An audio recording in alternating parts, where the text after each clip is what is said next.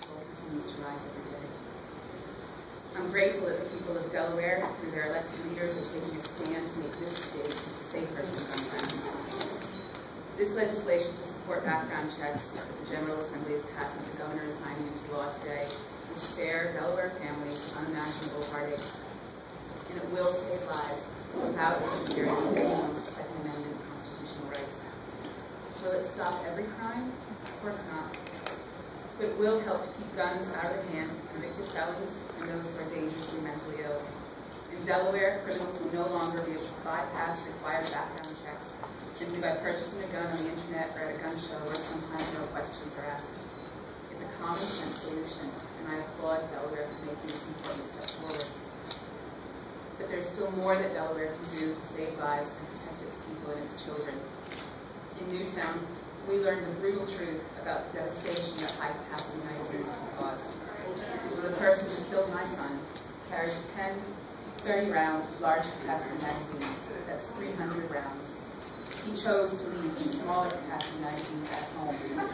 He chose to have the best kill rate possible by using these higher capacity magazines, which only exist to deliver as many bullets as possible in the shortest time frame. In approximately 4 minutes, he shot 154 bullets, killing 26 women and children. In an instant, my precious boy was gone. But in the time it took him to reload in one of the classrooms, in Dylan's classroom, 11 children were able to escape. If the shooter's magazines had held 10 rounds instead of 30, forcing him to reload at least 6 more times, what opportunities would have been available for someone to disarm him, as we've seen in other tragedies? If he had to reload more often, how many more children would be alive today? Maybe my son Dylan would still be alive. The General Assembly must pass House Bill 58 and limit high-capacity magazines in Delaware.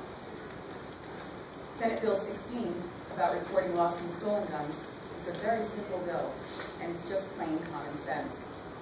We know many criminals get their guns by having other people buy them in so-called straw purchases. And when the guns are used in a crime and traced back, the purchaser, who obviously doesn't want to tell the police that he actually bought the gun for a convicted criminal, just tells the police that his gun was lost or stolen. All this bill says is that if you really have your gun lost or stolen, you have to report it, so that the police can help you get your property back. What law-abiding citizen would be against reporting stolen property to the police? There's no logical reason not to pass Senate Bill 16.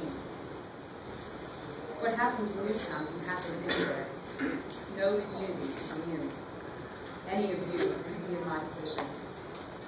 That's why it's important to make meaningful changes now. Don't wait until it happens in your community